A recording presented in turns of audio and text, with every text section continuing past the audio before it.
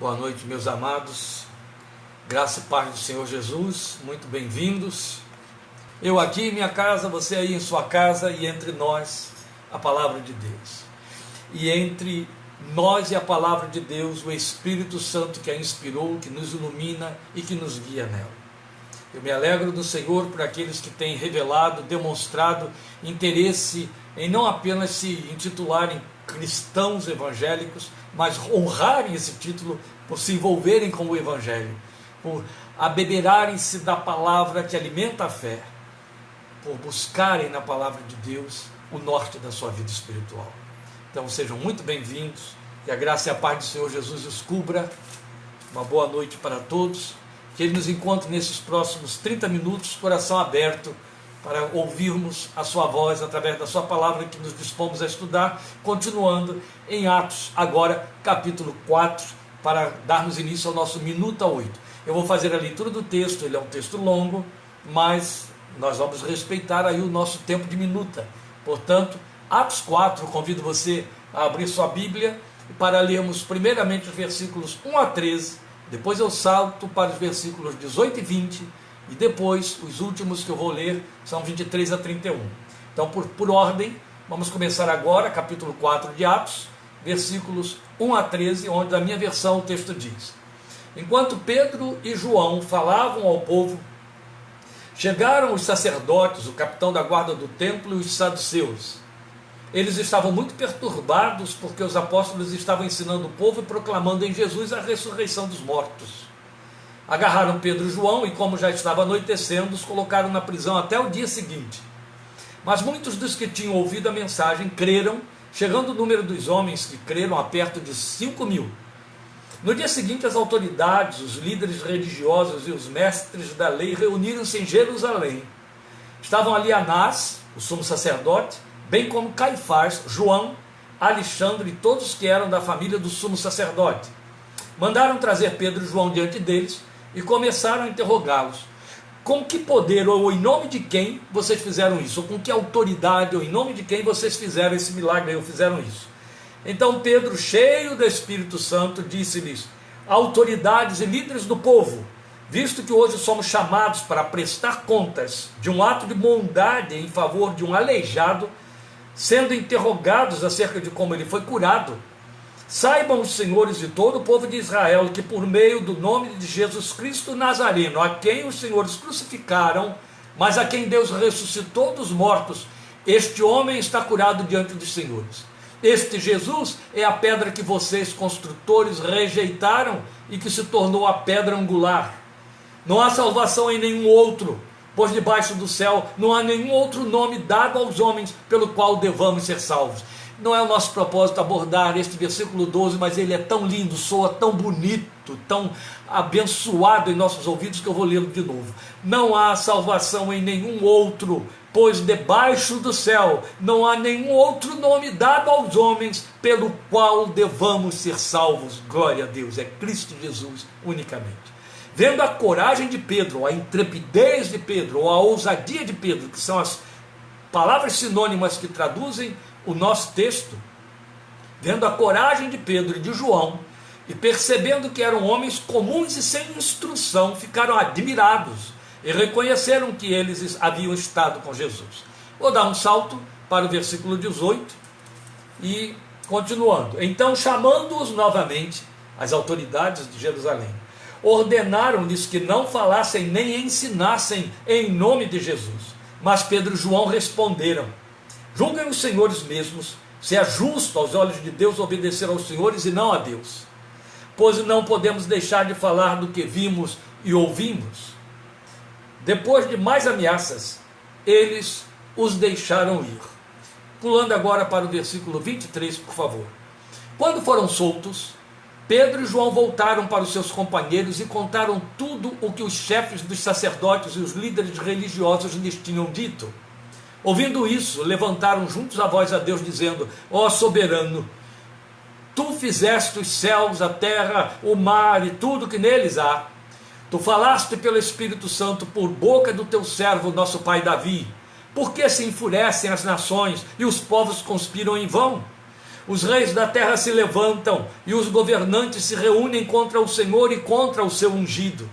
De fato, Herodes e Pôncio Pilatos reuniram-se com os gentios e com o povo de Israel nesta cidade para conspirar contra o teu santo servo Jesus, a quem ungiste.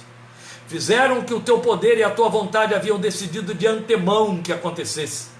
Agora, Senhor, considera as ameaças deles e capacita os teus servos, quer dizer, a eles mesmos que estavam orando, para anunciarem a tua palavra corajosamente, ou com ousadia, ou com intrepidez. Eu faço questão de repetir os sinônimos. Estende a tua mão para curar e realizar sinais e maravilhas por meio do nome do teu santo servo Jesus. Depois de orarem, tremeu o lugar em que estavam reunidos. Todos ficaram cheios do Espírito Santo e anunciavam corajosamente a palavra de Deus. Meus queridos, o nosso tempo é curto para abordarmos um texto tão longo. Quero dizer, lembrar de novo, eu vou ficar repetindo, acho que incansavelmente isso ao longo da abordagem do livro de Atos, que a nossa proposta é devocional. Nossa proposta não é uma abordagem teológica fazendo do livro de Atos como se nós estivéssemos aqui com um compêndio diante de nossos olhos e fazendo um comentário bíblico em cima do livro. Não é isso, é uma aplicação exclusivamente devocional. Esta é a razão porque pensamos aquilo que é significativo para aplicar a nossa vida espiritual e não podemos entrar nas particularidades tão abundantes e tão ricas que o texto tem. Mas ainda assim, não podemos deixar de pensar algumas coisas fundamentais para não empobrecer também a abordagem de jeito nenhum. Mas vejam, depois do milagre da cura do homem aleijado, Pedro e João foram presos pelas autoridades religiosas judaicas. Eles foram levados à presença deles. Pedro mesmo disse ali: nós estamos tendo que prestar contas. Eles foram intimidados, não é? E eles levaram então os dois para intimidá-los. E vocês viram aí, quando retornamos na leitura ao versículo 20, que eles foram proibidos de continuar a pregar a fé em Cristo Jesus, acometidos de ciúme e de revolta, porque ali estavam os saduceus que não criam na ressurreição, porque sabiam que eles estavam pregando a ressurreição dos mortos em Cristo Jesus e o próprio Jesus que havia ressuscitado dentre os mortos. A classe dominante religiosa ficou por demais ofendida, porque eles pregavam contra a ressurreição, não criam na ressurreição, e eram os líderes religiosos judeus, acreditem nisso. Pois bem, mesmo diante da evidência de um milagre daquela natureza, estava lá todo o povo que os acercou, né? Eles então não se intimidaram e obrigaram, e rechaçaram, e reprovaram, e proibiram que eles continuassem pregando a despeito do milagre. E aí eles declararam que não se calariam, porque, palavras dos dois, não podiam deixar de falar daquilo que tinham visto e ouvido. Nossa abordagem não vai por aí, mas é impossível não considerar algo aqui, diante desta declaração dos dois, quando intimidados, quando obrigados a se calarem, ou proibidos de falarem, eles dizerem que não podiam deixar de falar daquilo que tinham visto e ouvido. É inevitável pensar que vale para nós também, ou deveria. Pelo menos é exatamente esta a recomendação deste Pedro para todos nós. Foi Pedro quem, terminando a sua epístola, escreveu dizendo isso: estejam sempre preparados, é 1 de Pedro 3,15, sempre preparados para responder a qualquer que perguntar a vocês a razão da esperança que vocês têm. E aqui também nós vimos um outro fenômeno muito significativo, o cumprimento de uma palavra profética, promessa do Senhor Jesus para nós. As autoridades de Jerusalém se surpreenderam de que eles, sendo homens sem instrução, não cultos, falassem com tamanha autoridade, tamanha pertinência e domínio das Escrituras, a ponto de dizerem que reconheciam que de fato eles haviam estado com aquele mestre que circulou 3 anos e meio na Palestina e que eles mataram. Reconheceram isso, cumprindo a palavra de Jesus que disse: quando vos for dado falar diante das autoridades, não estejam preparados de antemão pelo que vocês deveriam dizer. Antes, o Espírito do Pai Celestial é que falará em vocês. Vale para eles, vale para nós também. Tanto quanto deveria valer a consciência de que não podemos deixar de falar daquilo que temos visto e ouvido, a não ser que não tenhamos visto nem ouvido. Mas se passamos por esta gloriosa, marcante, indelével experiência, isso se impõe sobre nós, meus queridos. Essa narrativa sempre me entusiasmou por conta de enfatizar a palavra ousadia. Você viu que eu fiz questão de ficar dando as traduções possíveis: ousadia, intrepidez, coragem. A versão que eu estou usando traduziu tudo por coragem, corajosamente. As versões mais antigas usam a palavra ousadia. E aqui ela foi traduzida na versão da Almeida atualizada por intrepidez. Versículos 13, versículo 30, você encontra isso aí. Mas ousadia foi o resultado visível e contrastante quando o Espírito Santo encheu os discípulos. Lembram? Recordamos isso em Minuta da Fé 2. Porque eles, de medrosos que eram, a ponto de se esconderem dos judeus, levantaram-se ousados, discursando abertamente, confrontando as autoridades, exortando o povo ao arrependimento, de maneira que 3.000 naquele dia se renderam, e isso com palavras fortes de advertência. Jesus havia dito que eles estariam revestidos de poder para serem testemunhos, e poder foi o resultado daquele revestimento do alto. E aqui está de novo a evidência desta ousadia que o Espírito Santo faculta. Ele produz poder para ser testemunho. Isso é lindo, porque define para nós a essência do poder prometido, não é? Mas é de singular notoriedade o que vemos descrito neste capítulo 4 aqui. Veja, após o confronto com as autoridades de Jerusalém, Pedro e João vão para a igreja, juntam-se à igreja, e com ela, reunidos, eles oram. Aí eles dão graças pelos milagres realizados neles, que foi a ousadia. Esse foi o milagre, é isso que está aí na oração deles. Os milagres realizados nos outros, no caso a cura do aleijado. Dão graças pela bênção da perseguição sofrida, porque cumpria a palavra, porque legitimava o que eles estavam fazendo dentro do coração deles. Isso é muito bonito, não é? Paulo diz isso: todos que quiserem viver piedosamente sofrerão perseguição. Quando o mundo se incomoda, quando o mundo está irritado conosco, quando o mundo nos confronta, nós estamos na linha. Significa minimamente que estamos vivendo na contramão deles, piedosamente estamos incomodando. Mas quando estas coisas não acontecem, o significado pode ser outro. Isso é sério, não é? Bem, e aí também, nessa oração em conjunto com a igreja, eles fazem uma súplica. Ela é vertida então em palavras significativas, e a resposta de Deus é imediata. A súplica dizia assim: agora, Senhor, olha para as ameaças deles, concede aos teus servos que anunciem com ousadia a tua palavra, enquanto, quer dizer, ao mesmo tempo em que estendes a mão para fazer curas, sinais e prodígios, por intermédio do nome do teu santo servo Jesus. Esta era a oração, e a resposta divina imediata foi o quê? O versículo 31 diz para nós: tendo eles orado, tremeu o lugar onde estavam reunidos, todos ficaram cheios do Espírito Santo e com ousadia anunciavam a palavra de Deus. Exatamente o que pediram. E é aqui que a gente para, neste todos foram cheios do Espírito Santo. Qual é a relevância disso para nós, meus queridos? Veja, não tinham eles sido cheios do Espírito Santo, como foi visto lá em Atos 2, que produziu a intrepidez necessária ao testemunho, aqui vista como poder? Não estavam cheios dessa ousadia, então, quando foram ao templo onde o milagre aconteceu? Se não estivessem cheios do Espírito Santo, o milagre não teria acontecido, não é verdade? O verso 8 aqui mesmo, do capítulo 4, que nós acabamos de ler, ele não assinala que Pedro, ao responder às autoridades, estava cheio do Espírito Santo? Pega aí a sua Bíblia e veja, o versículo 8 está dizendo isso. Então Pedro, cheio do Espírito Santo. Observe o 13, vendo a ousadia de Pedro e de João.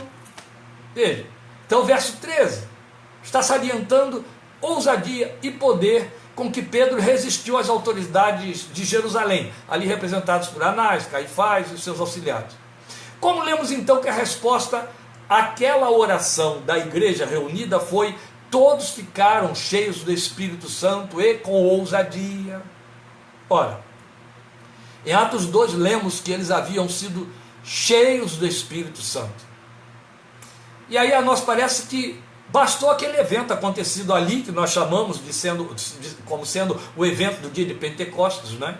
E eles estariam para sempre potencializados para fazer e acontecer. É o que parece. Uma vez que foram cheios em Atos 2, pronto.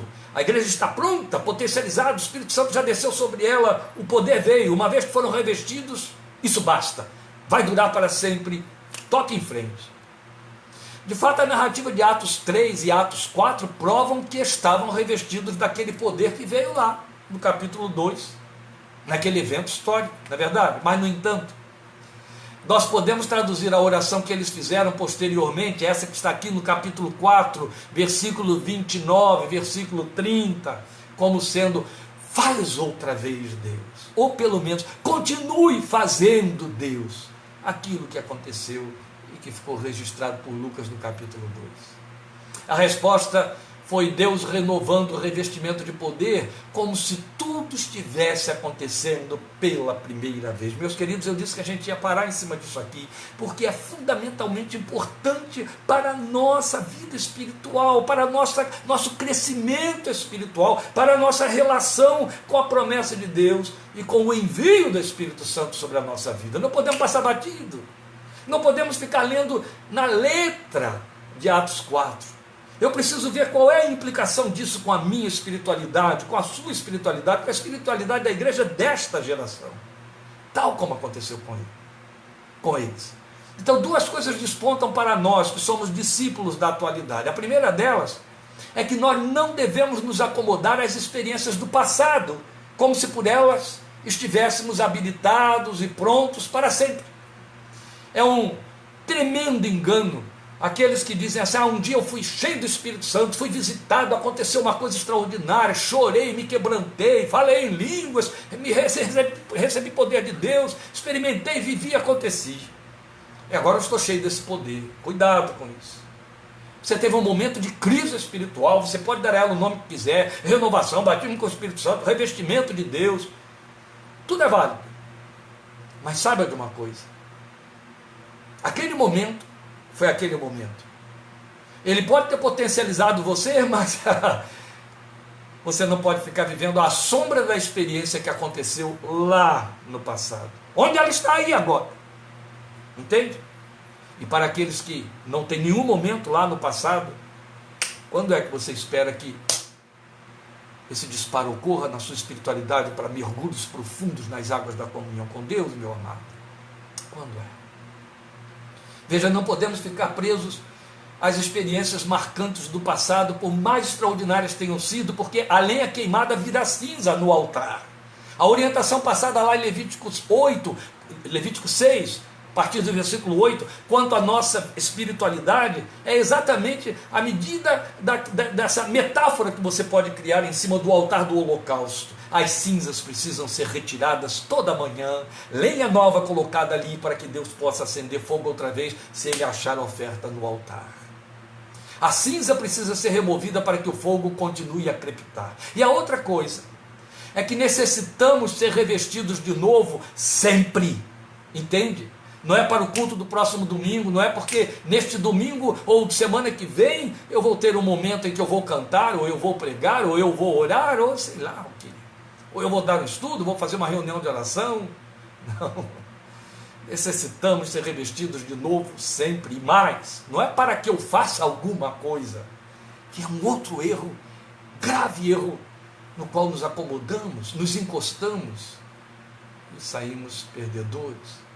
Ser cheios do Espírito numa busca continuada é o que se impõe sobre os discípulos, é o que se impõe sobre mim e você, conforme a recomendação de Paulo em Efésios 5,18, que se traduz melhor como sendo: deixem-se encher, deixem-se encher. Sabe o que está escrito em Efésios 5,18? Não vos embriagueis com vinho, no qual há dissolução, mas enchei-vos do Espírito Santo.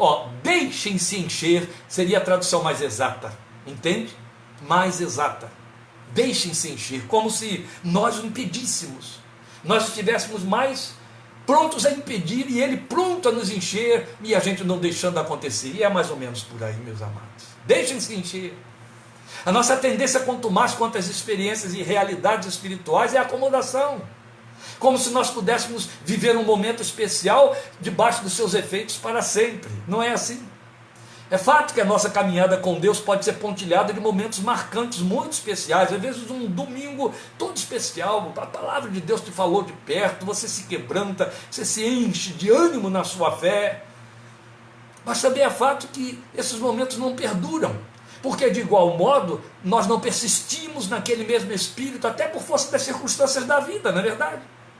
Então isto estabelece a necessidade de nos mantermos sempre inclinados a buscar a Deus na força do seu poder. E outro tanto, a mantermos vigilância quanto a não deixar que as situações de quaisquer ordens nos afastem de sua fonte de poder. Deixem-se encher. Faz de novo, Deus. Teria que ser a oração. Não é interessante? Não é interessante, meus amados? Eles saem de um momento daqueles em que estão transbordando. Eles viram as profecias se cumprirem, a autoridade com que falaram, eles viram um milagre extraordinário acontecer, que resultou na conversão de 5.000, ou um número que somou-se aos 3.000 anteriores, não sabemos definir ao certo, mas não foi nada pequeno. E coisa para aquela época. Jerusalém, segundo consta, deveria ter aí em torno de 250.000 pessoas. 5.000 no meio dessa gente se decidir é um número astronômico, especialmente para aquele tempo. E eles vieram debaixo desse fogo, desse entusiasmo. Quando se reúnem para orar, o que é que eles pedem? Faz de novo, Deus, faz de novo.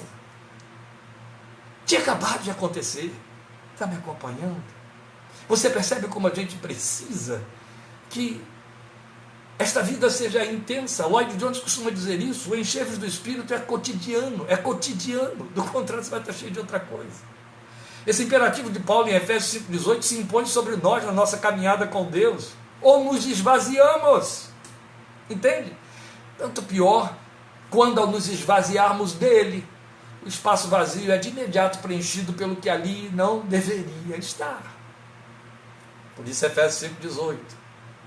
Efésios 5,18 é realidade imprescindível a todo cristão, é resultado de busca, e essa busca só é feita quando estamos sob consciência do seu valor, do valor desta bênção, desta promessa, e conscientes da necessidade que temos dela, outro tanto, entende? E é por aí. Nós cometemos o erro contínuo de pensar que estar cheio do Espírito é a necessidade de uma unção específica para um serviço específico e para pessoas específicas. Isso é um ledo engano. Ou estamos cheios dele ou ficamos cheios de nós mesmos e dos caminhos da vontade da nossa carne, e isso não tem a ver com um serviço específico. Você é a especificidade, entende? Seu dia a dia é especificidade. Uma coisa é ser um crente trabalhando secularmente, vazio do Espírito. Outra coisa é este mesmo crente fazendo o mesmo trabalho secular, cheio do Espírito. Tudo muda. Tudo muda.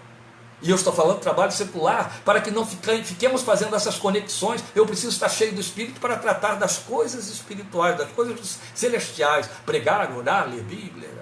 Cuidado com isso. É a sua vida, é a sua vida. Ou estamos cheios dele ou de nós. E não é só.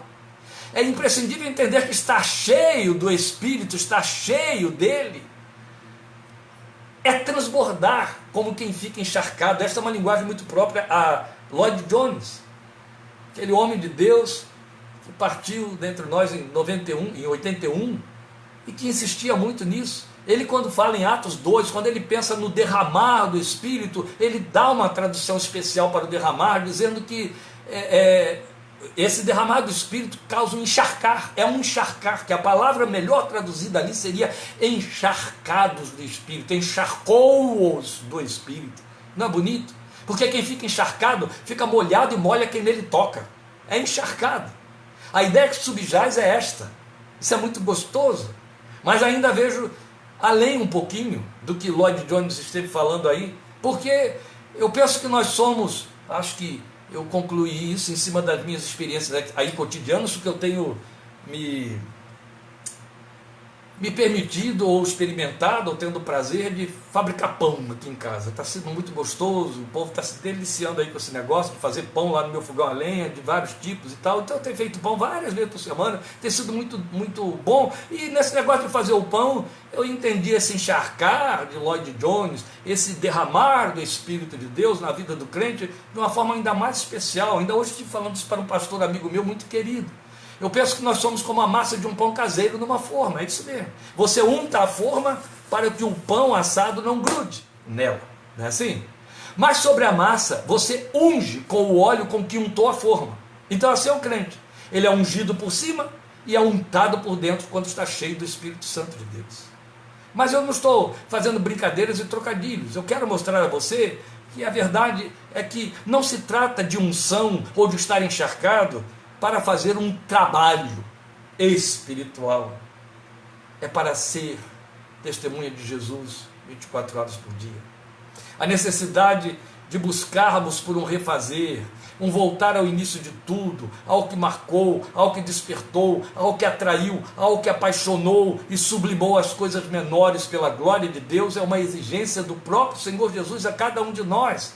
Na mesma medida em que ele fez essa exigência à igreja de Éfeso, você tem isso lá em Apocalipse capítulo 2, versículos 3 a 5.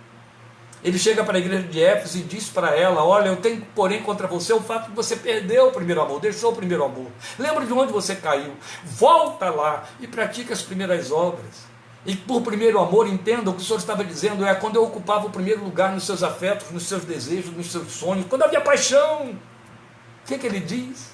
Volta lá. Interessante que ele abre essa carta lá em Apocalipse elogiando as obras da igreja. Mas em dado momento ele fecha tudo como se dissesse: está tudo muito bonito, mas eu quero daquele jeito que ficou para trás. Volta lá. Então aqui está um alerta que precisa pautar a nossa vida de fé. Quantas vezes eu ouço homens e mulheres de Deus lamentando, alguns até com lágrimas por causa da sua sinceridade, dizendo: Senhor, foi tão bom um determinado dia e hoje não é mais assim. Não é por culpa de Deus. Mas a notícia importante, a informação importante é saber que pode acontecer sempre. Está cheio sempre. Aquela metáfora aí que eu criei do untar e do ungir. A gente pensa que o ungido é aquele que tem que ministrar, foi ungido para ser pastor, para ser missionário, para fazer uma determinada obra. Se você quer que seja assim, que seja. Mas o ungido precisa estar untado. E se você não tem que ser ungido para alguma obra, precisa estar untado, entende? É o Espírito por dentro e por fora, com ou sem especificidade. É evidente que esta é uma linguagem espiritual, que a gente só pode tratar com espirituais. Paulo disse isso aos crentes de Corinto: falamos as coisas espirituais com os espirituais. Os que têm a mente carnal, ainda que dentro da igreja de Cristo, não entendem essa linguagem, nem conseguem acompanhar. Nos cabe nos reabastecermos diligentemente na fonte, rogando ao Senhor da seara, como essa gente aqui fez e nós vimos. Volta a carga. Tinham acabado de sair de uma experiência marcante. Isso não os impediu de chegarem diante de Deus e dizer: faz outra vez, torna a fazer, Deus. Temos de rogar ao Senhor da seara que sempre faça de novo, que sempre faça outra vez. Porque se não houver ousadia, há o risco de haver brecha para a pasmaceira, para o recuo, para a covardia nas coisas espirituais, entende? Aquela militância em que você precisa que alguém te entusiasme, faça investimento nas suas emoções para que você se sinta: oh meu Deus. Outro tanto, os cristãos ousados são cristãos cheios do Espírito, cheios de coragem pela fé. Ousado é diferente de ser abusado. Mas há quem confunda estas coisas. Precisamos buscar ousadia. E ousadia significa novo revestimento sempre. A boa notícia é que se você busca, Ele dá, Ele faz. Qual foi a promessa? E é com ela que eu encerro este nosso contato hoje, para continuarmos Atos 4, na próxima quarta-feira, querendo Deus, em Minuta da Fé 9. O que foi que Ele disse? Buscar-me-eis e me achareis, quando me buscardes de todo o vosso coração, e eu me deixarei achar por vós. Oh, meus irmãos, como isso teria que me seduzir. Se vocês me buscarem, para colocar numa linguagem moderna, vocês me encontrarão. Se vocês me buscarem de todo o coração. E se me buscarem de todo o coração, eu me deixarei achar por vocês. Eu vou fazer a outra caminhada, é o que ele está dizendo. Eu vou correr na metade do caminho e nos encontraremos no meio. É mais ou menos por aí. Precisamos estar cheios dele. Porque não há um plano B. Ou eu estou cheio dele, ou vazio dele, eu estou cheio de mim mesmo. Isso não é uma boa proposta. Deus te abençoe, te fortaleça e te encha do seu Espírito hoje, amanhã e depois. Eu já extrapolei o tempo, mas me ocorre aqui lhe contar uma história. Eu estava uma vez como missionário em Cochabamba, na Bolívia, e fomos participar de uma reunião de oração com um grupo de crentes novos dentro de uma casa. Havia vários crentes ali, uma médica que tinha se convertido há poucos meses, conhecia pouco do Evangelho, estava sedenta, como médica, muito ocupada, muito atarefada, e pregamos mais ou menos sobre isso aí. Quando eu terminei de ministrar, ela disse: é verdade mesmo, pastor? Se eu for para minha casa esta noite, abrir meu coração diante de Deus e buscar a face de Deus, Ele vai me encher ou eu vou sair decepcionada? Eu disse: você crê que Deus é verdadeiro nas suas promessas? Ela disse: creio. Eu aprendi a crer que a Bíblia é a palavra de Deus, então que as promessas que estão ali saíram da boca de Deus. Sim, foi Ele quem disse: se você me buscar de todo o coração, eu me deixaria achar por você. Então, pastor, eu vou fazer isso hoje mesmo. Eu falei: eu quero ouvir depois. No dia seguinte nós tivemos uma nova reunião. Preciso contar a vocês o que aconteceu com aquela mulher. A cara dela brilhava, já entrou falando sozinha, sem palavras, a cara falava. Havia um brilho naquele rosto, brilho de felicidade, de entusiasmo, de grande descoberta. Uma mulher acostumada à ciência, às inquirições. E ela disse para nós: meu Deus, como isso é bom, gente. Eu decidi ontem, depois que saí daqui, que eu não dormiria até que eu pudesse perceber a presença de Deus. E eu só dizia uma coisa para Deus dentro do meu quarto com luz apagada: enche-me, enche-me, enche-me, enche-me. E à medida que eu fui dizendo isso, Deus foi me mostrando tanta coisa que estava ocupando espaço e impedindo que Ele enchesse. E eu fui botando aquelas coisas para fora. Brigas, más memórias, tanta situação ruim, às quais eu estava presa. E eu fui pondo aquilo para fora. E à medida que eu fui jogando aquilo diante de Deus, pedindo misericórdia, pedindo poder para me libertar disso, pedindo perdão, a presença dele foi tomando espaço, tomando espaço. Daqui a pouco, eu não pedia mais nada, eu só adorava. Eu estava cheia da presença de Deus naquele lugar. Pastor, é verdade. Pastor, é verdade. Também não preciso contar a vocês como que foi a reunião daquela noite, não é? Deus te abençoe. Até quarta-feira que vem. Jesus te abençoe. Domingo, aquele que te guia. Amém? 17h30, em nome de Jesus. A paz do Senhor Jesus. Amém.